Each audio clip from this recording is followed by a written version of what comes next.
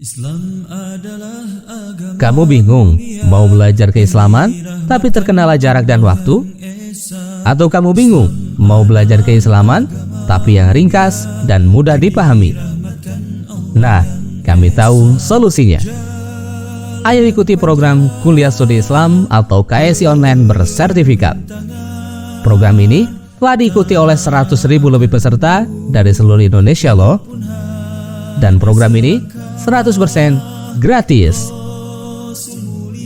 Kenapa sih kamu harus bergabung di program Kuliah Studi Islam atau KSI Online ini? Pertama, kedua, ketiga,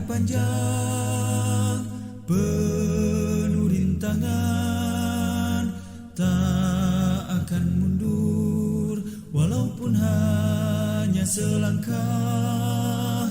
Rasul mulia keempat, sebagai pedoman, kelima, Quran dan Sunnah sebagai keenam, jalan hidup kami. Islam adalah agama mulia. dan seluruh program ini gratis. Allah yang esa, Daftar sekarang juga dengan ketik KSI, tanda pagar nama lengkap, tanda pagar kota, dan kirim melalui nomor WhatsApp berikut ini. Ayo tunggu apa lagi? Daftar segera di program Kuliah Studi Islam atau KSI Online. Masya Allah, menarik bukan? Bagi kamu yang ingin belajar keislaman tapi terkendala jarak dan waktu, dan yang ingin belajar keislaman tapi yang ringkas dan mudah dipahami, Kuliah Studi Islam atau KSI Online solusinya. sebagai jalan hidup kami. Tak akan mundur walaupun hanya selangkah. Rasul mulia sebagai pedoman, Quran dan Sunnah sebagai jalan hidup kami.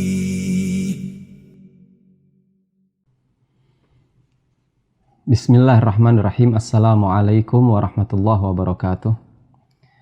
Innal hamdalillahi nahmaduhu wa nasta'inuhu wa nastaghfiruh wa natubu ilaihi wa na'udzu billahi min syururi anfusina wasayyiati a'malina. Man yahdihillahu fahuwal muhtad wa man yudlil falan tajida lahu waliyyan mursyida.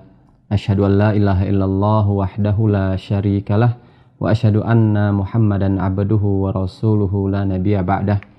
Allahumma salli wa sallim ala nabiyyina Muhammadin wa ala alihi wa sahbihi wa man tabi'ahum bi ihsanin ila yaumiddin.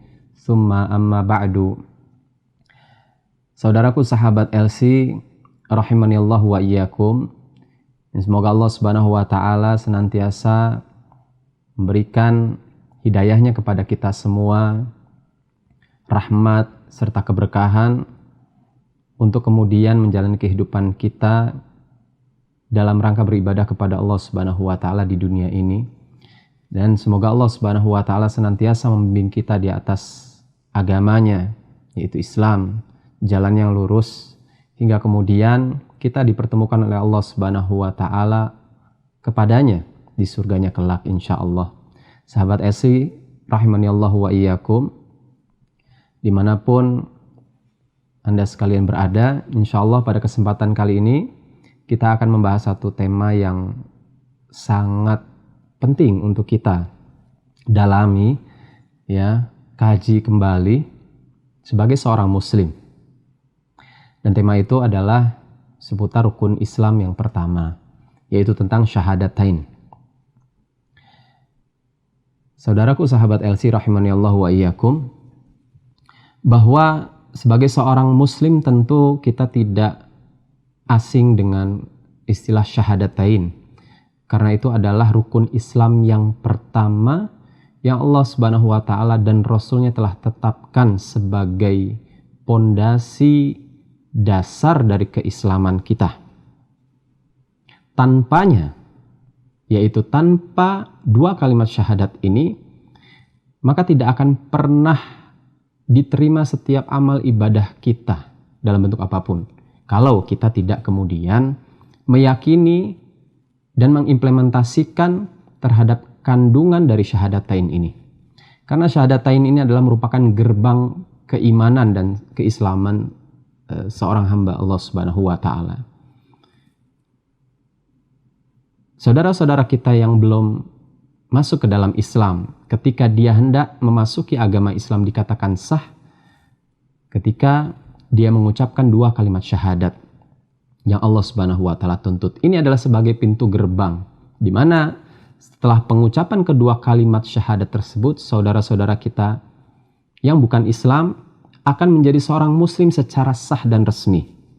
Dengan ini kemudian mereka dituntut untuk menegakkan, mengamalkan segala macam syariat yang terkandung sebagai konsekuensi 2 kalimat syahadat itu. Saudara-saudaraku sahabat LC, rahimanillah wa iyyakum. Syahadat itu berbunyi asyhadu an la ilaha illallah wa asyhadu anna Muhammadar Rasulullah sallallahu alaihi wasallam, atau wa asyhadu anna Muhammadan abduhu wa rasuluhu. Itu adalah redaksi kalimat syahadat yang kemudian harus diucapkan sebagai seorang muslim yang menjadi pintu gerbang dari keselamatan seorang manusia dan menjadi jaminan masuk jannahnya seorang manusia karena sebab 2 kalimat syahadat yang diucapkannya ini. Kalau kita memperhatikan 2 kalimat syahadat ini terdiri dari 2 rangkaian kalimat. Yang pertama adalah asyhadu an la ilaha illallah, yaitu disebut juga sebagai syahadatut tauhid, yaitu persaksian atas keesaan Allah Subhanahu wa taala, keilahiyahan Allah Subhanahu wa taala, dan hakikat dari ketuhanan Allah Subhanahu wa taala sebagai satu-satunya Tuhan yang berhak disembah dengan benar. Tidak ada Tuhan selain Dia. Oleh karenanya kalimat syahadat yang pertama berbunyi asyhadu alla ilaha illallah, yaitu aku bersaksi, aku meyakini dengan sebenar-benarnya bahwa la ilaha illallah. Terjemahan yang tepat untuk kalimat la ilaha illallah adalah tidak ada Tuhan yang berhak disembah dengan benar kecuali Allah Subhanahu wa taala. Kenapa harus demikian?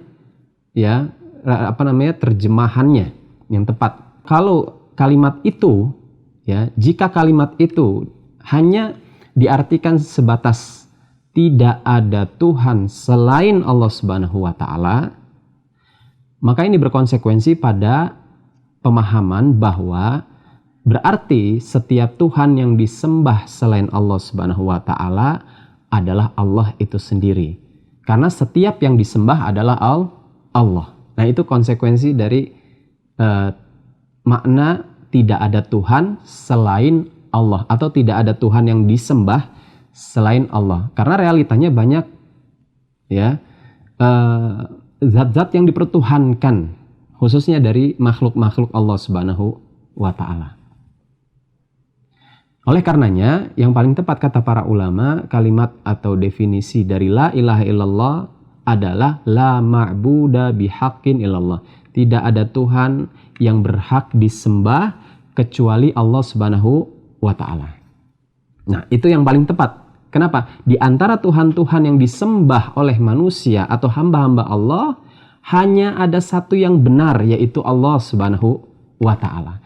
Dan dengan cara penyembahan yang benar sesuai apa yang dikehendaki oleh Allah Subhanahu wa ta'ala, dia disembah dengan cara yang dia kehendaki sendiri. Itulah makna dari hakikat la ilaha illallah. Sedangkan Tuhan-Tuhan yang disembah selain Allah adalah bukan Tuhan sesungguhnya. Sehingga menyembahnya adalah sebuah kesyirikan, ini lawan dari at-tauhid itu sendiri, yang kemudian dinafikan, ditolak dalam kalimat la ilaha. Tidak ada Tuhan yang berhak disembah kecuali Allah Subhanahu wa ta'ala.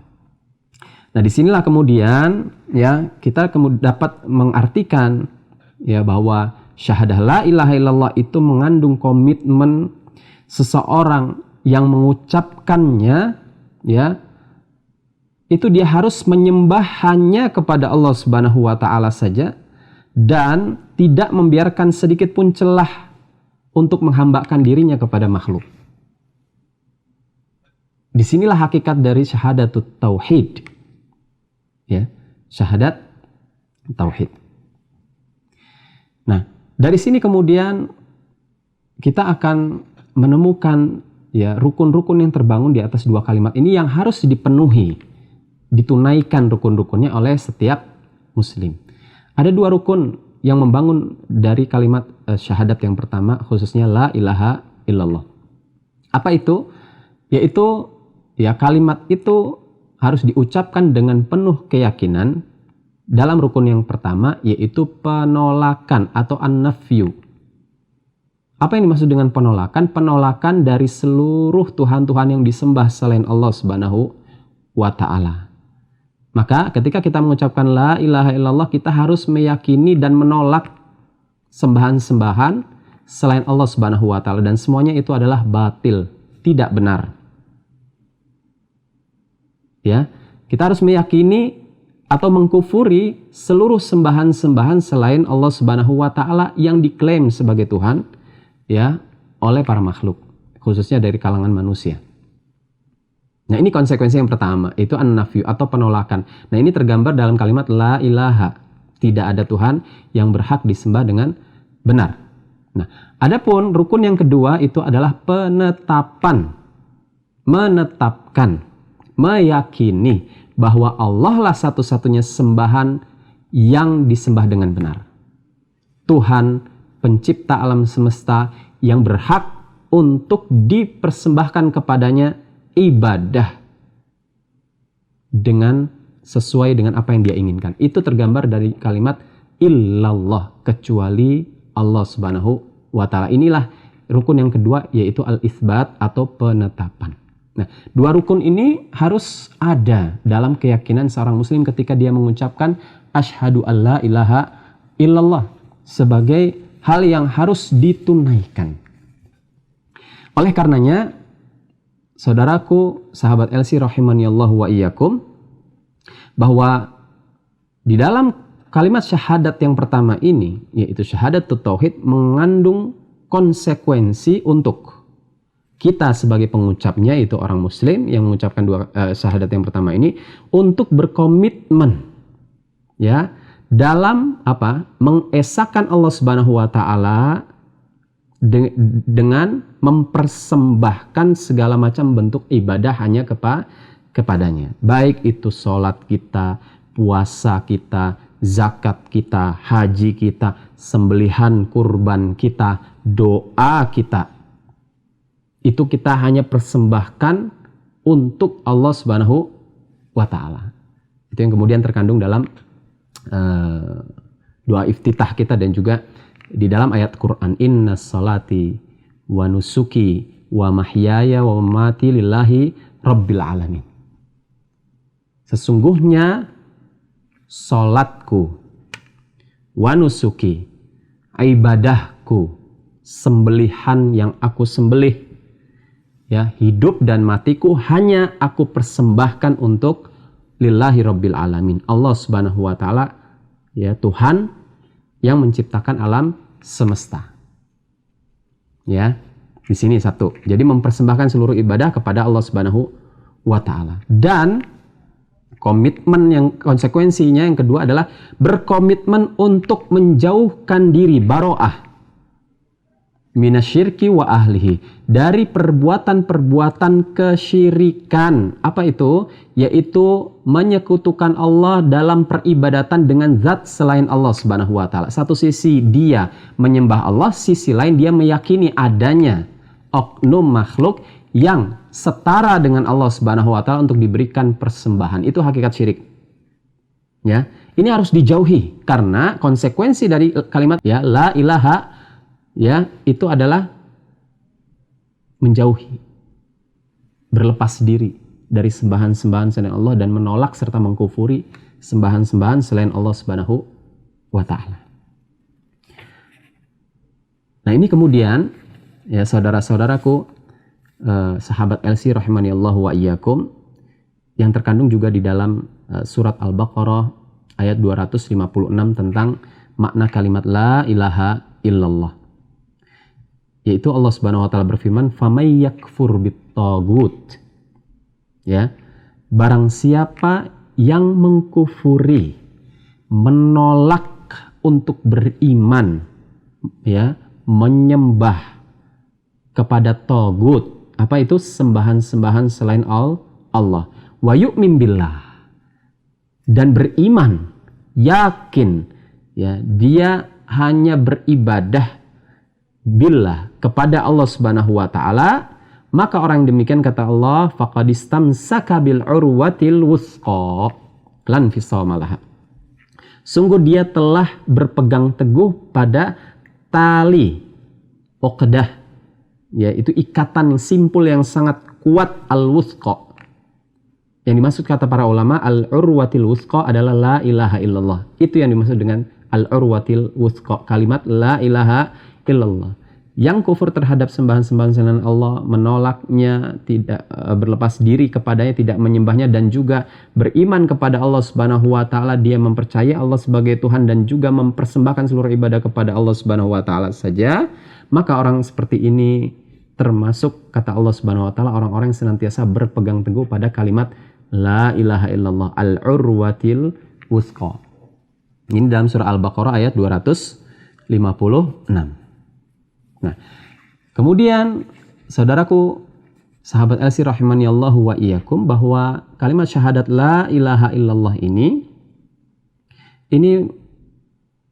merupakan sebab bagi seseorang yang mengucapkannya dan menunaikan konsekuensi-konsekuensinya, yaitu menjadi sebab dihapuskan seluruh dosa-dosa orang tersebut. Kalau sekali lagi dia beriman dengan benar, yakin terhadap kalimat tersebut dan menunaikan seluruh konsekuensinya. Nah, ini dibuktikan di dalam hadis yang diriwayatkan oleh Al-Imam At-Tirmidzi bahwa Rasulullah SAW bersabda, ini hadis qudsi, maka Allah Subhanahu wa taala berfirman, "Ya bani Adam, innaka law ataitani biqarabil ardi khataya thumma laqitani la tusyriku bi syai'a la ataituka biqarabiha maghfirah." Wahai anak Adam, innaka law ataitani, seandainya, jika engkau mendatangiku biqarabil ardi khataya, dengan kesalahan sepenuh bumi, tsumma laqitani, kemudian engkau mendatangiku, la tusyriku bi syai'a, dengan tidak membawa kesyirikan sekecil apapun, ya, kata Allah Subhanahu wa taala, la ataituka biqarabiha maghfirah, maka aku akan datangi kalian dengan maghfirah, ampunan sepenuh bumi itu pula. Artinya dosa-dosanya dihapus semua. Ini keagungan dari kalimat syahadat yang pertama, la ilaha illallah. Dengannya seorang hamba akan mendapatkan ampunan Allah Subhanahu wa taala yang maha luas. Bahkan kalau dia seandainya datang kepada Allah dengan dosa yang sangat banyak, tapi tidak diselingi dengan dosa syirik, maka pasti Allah akan mengampuninya.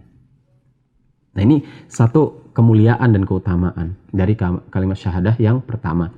Adapun kemudian kalimat syahadat yang kedua yang berbunyi wa asyhadu anna Muhammadan abduhu wa rasuluhu. Yaitu, dan bahwasannya saya bersaksi, meyakini bahwa Nabi Muhammad sallallahu alaihi wasallam adalah hamba dan rasulnya. Ini kalimat syahadat yang kedua. Ya. Maka dengan itu berarti kita meyakini bahwa Rasulullah sallallahu alaihi wasallam adalah hamba Allah dan juga sekaligus Rasul Allah Subhanahu wa taala. Nah, ini harus ada di dalam keyakinan ketika mengucapkan kalimat syahadat ini, di dalam jiwa seorang muslim. bahwa Nabi Muhammad SAW adalah hamba Allah, manusia biasa, yang dia tidak memiliki keistimewaan sebagaimana ya keistimewaan ilahi ya. Artinya dia adalah manusia biasa. Tetapi satu sisi dia juga adalah Rasul Allah Subhanahu wa taala yang harus dihormati, dimuliakan. Tidak boleh direndahkan ya, kehormatannya, derajatnya tidak boleh. Tapi satu sisi dia bukan Tuhan, dia adalah hamba Allah Subhanahu wa taala. Ini adalah dua rukun yang harus terbangun, yang harus diyakini ya bagi seorang yang mengucapkan kalimat syahadat yang kedua. Ya, sekali lagi, rukun yang pertama mengakui bahwa Nabi Muhammad SAW adalah seorang hamba, manusia biasa, diciptakan oleh Allah Subhanahu wa taala seperti kita pada umumnya. Dia makan, dia minum, dia istirahat, dia menikah, ya, dia beranak, ya, cucu, ya. Kemudian dia tidak mengetahui hal-hal yang gaib. Ya, dia tidak mengetahui hal-hal yang gaib secara asalnya demikian. Di dalam surat Al-A'raf 188 Allah Subhanahu wa taala berfirman, "Qul la amliku li nafsi naf'aw wa la dharran illa ma syaa Allah." Katakanlah wahai Muhammad, aku tidak berkuasa menarik kemanfaatan bagi diriku dan tidak pula menolak kemudaratan kecuali yang dikehendaki oleh Allah Subhanahu wa taala. Lanjut ayat ini, "Walau kuntu a'lamul ghaiba lastakthartu minal khairi wa ma massaniyas su."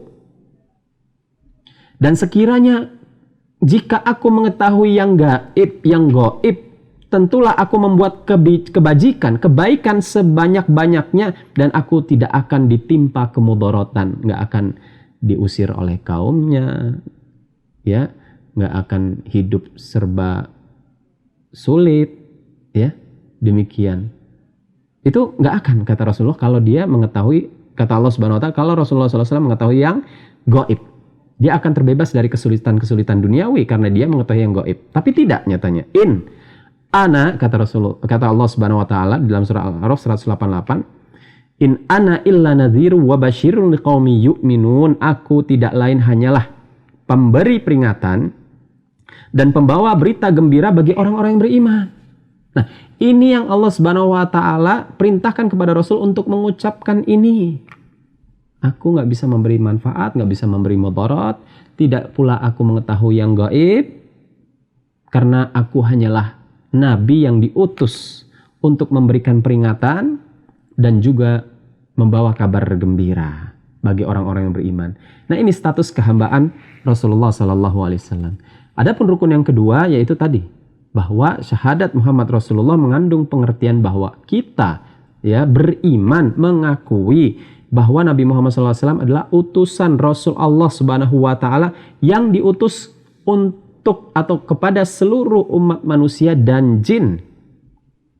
Dan beliau adalah merupakan nabi dan rasul terakhir, tidak ada nabi dan rasul setelahnya yang Allah utus. Nah, ini konsekuensi atau rukun yang kedua dari syahadat wa anna Muhammad Rasulullah sallallahu alaihi wasallam, atau yang disebut juga dengan syahadat Muhammadiyah.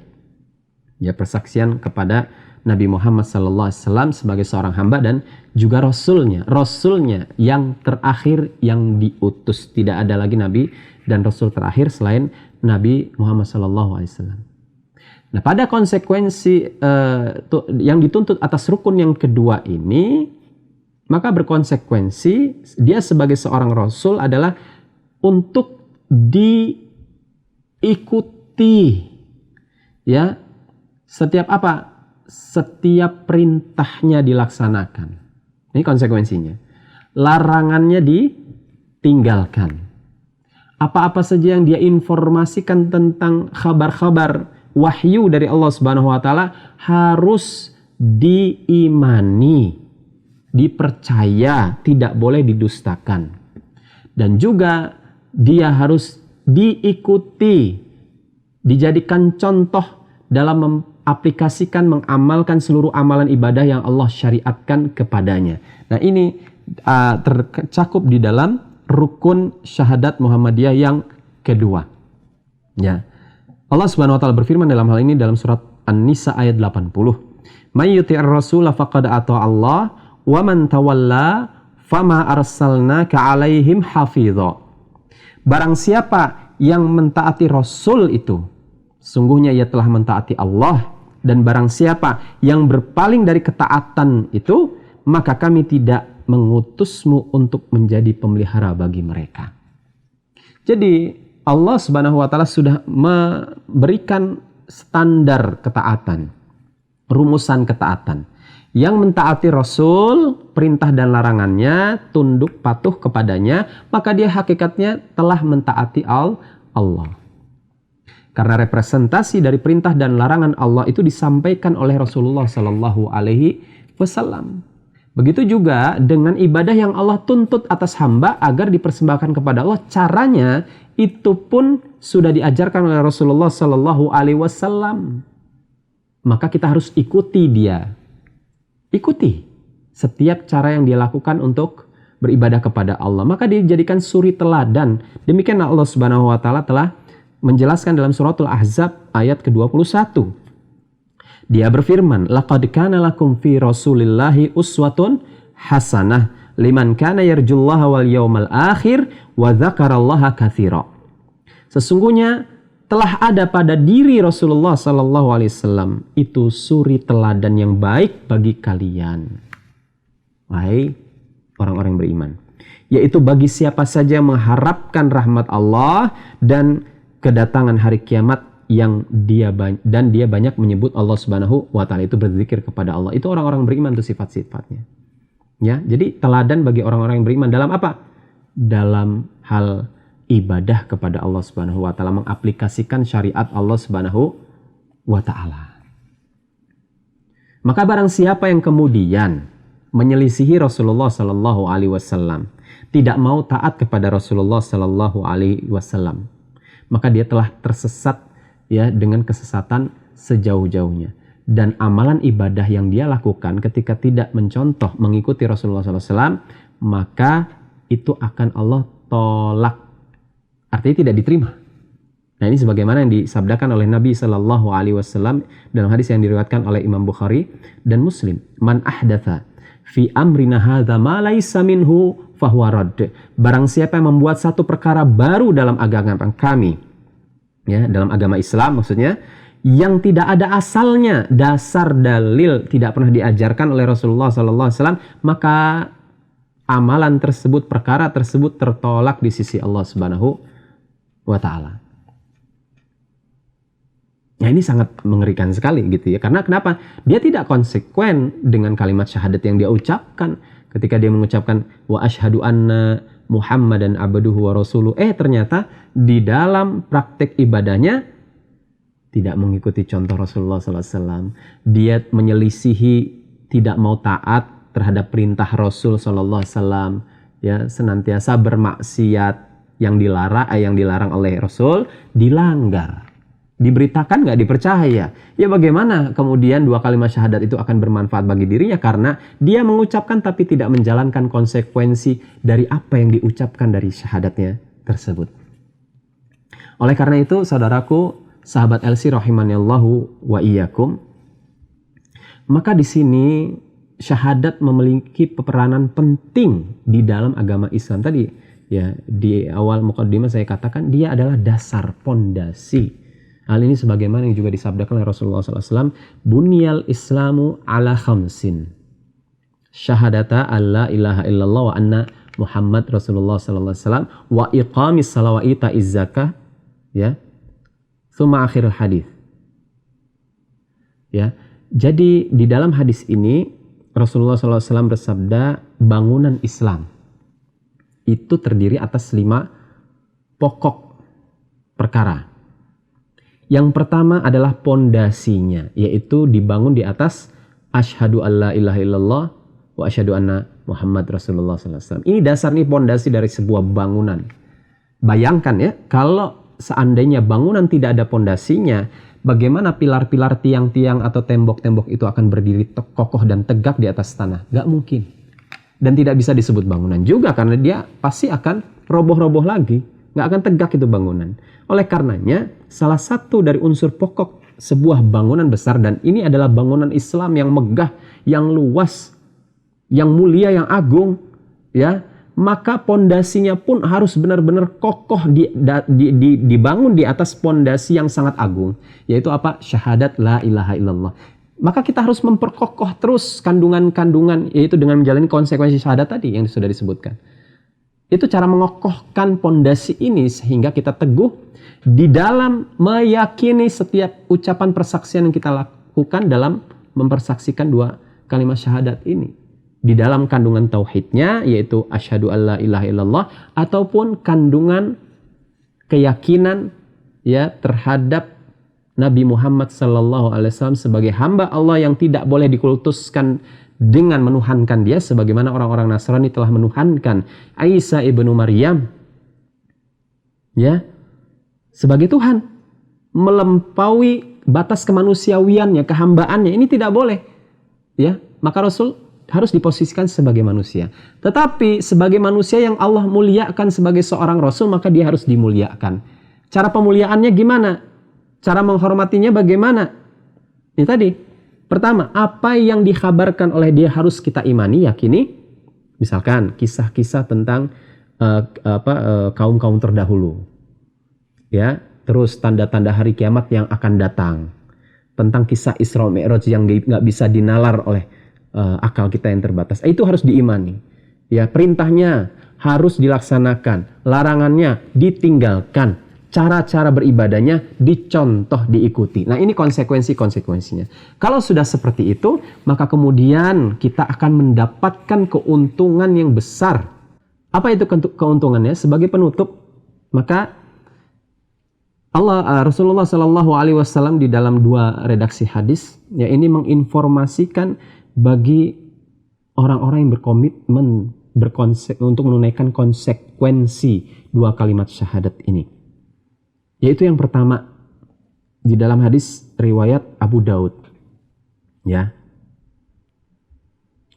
di mana Rasulullah SAW bersabda, "Man kana akhiruhu kalamihi la ilaha illallah dakhalal jannah." Nah, barang siapa yang akhir perkataannya, yaitu sebelum dia meninggal ketika sakaratul maut, dia menutup perkataannya itu dengan la ilaha illallah, dakhalal jannah, pasti Allah akan memasukkan dia ke dalam surganya. Kenapa? Ya, gini ya. Di akhir ketika kita sakaratul maut, itu bukan sesuatu hal yang mudah untuk mengucapkan la ilaha illallah. Itu akan terucap bagi orang-orang yang senantiasa berkonsekuen selama hidupnya itu untuk menunaikan kandungan dua kalimat itu. Kalimat syahadat tauhid dan syahadat Muhammadiyah. Baru dia kemudian dimudahkan oleh Allah kalamnya, lisannya untuk mengucapkan la ilaha illallah. Ini sesuatu hal yang sulit bagi orang-orang yang dulunya gak pernah atau nihil atau bahkan jarang sekali menunaikan konsekuensi kalimat la ilaha illallah di dalam kehidupannya, di dalam ibadahnya, ya, dan seterusnya dan seterusnya. Nah, ini jaminan surga, ya. Ini besar sekali karena ini adalah miftahul jannah, kunci surga. Yang kedua adalah hadis yang diriwayatkan oleh Imam Muslim. Nah, di sini saya akan bacakan. Rasulullah SAW bersabda, "Man qala asyhadu an la ilaha illallah wahdahu la syarikalah wa anna Muhammadan abduhu wa rasuluh wa anna Isa abdullahi wa banu amatihi wa kalimatuhu alqaha ila Maryam wa ruhum min wa annal jannata haqq wa annan naru haqqa adkhalahu Allahu min ayyi abwabil jannah ats-tsamaniyati sya." Barang siapa yang mengucapkan aku bersaksi asyhadu alla ilaha illallah, bahwasannya tidak ada Tuhan yang berhak disembah kecuali Allah Subhanahu wa taala wahdah semata, la syarikalahu, tidak ada syarik sekutu baginya, wa anna Muhammadan abduhu wa rasuluh, dan bahwasannya Nabi Muhammad SAW adalah hamba dan juga rasulnya, wa anna Isa abdullahi wa banu amatihi, bahwasannya Nabi Isa adalah hamba Allah Subhanahu wa taala dan juga anak, ya, dari hambanya, wa kalimatuhu, dan juga kalimat alqaha ila Maryam, yaitu yang diperintahkan oleh Allah Subhanahu wa taala untuk dikirimkan kepada Maryam, wa ruhun minhu, dan juga ruh ciptaan Allah Subhanahu wa taala, wa annal jannah haq, dan dia bersaksi bahwasannya surga itu adalah benar adanya, wa annan nar haq, dan bahwasannya neraka itu benar adanya, adkhalahullahu min ayyi abwabil jannati tsamaniyati sya'. Maka orang yang demikian akan Allah Subhanahu wa taala masukkan dia ke dalam jannah yang jumlah pintunya ada 8, dari mana saja dia memasuki jannah itu melalui pintu-pintu itu terserah dia. Nah, ini keutamaan dari kalimat syahadat la ilaha illallah dan wa anna Muhammad Rasulullah sallallahu alaihi wasallam.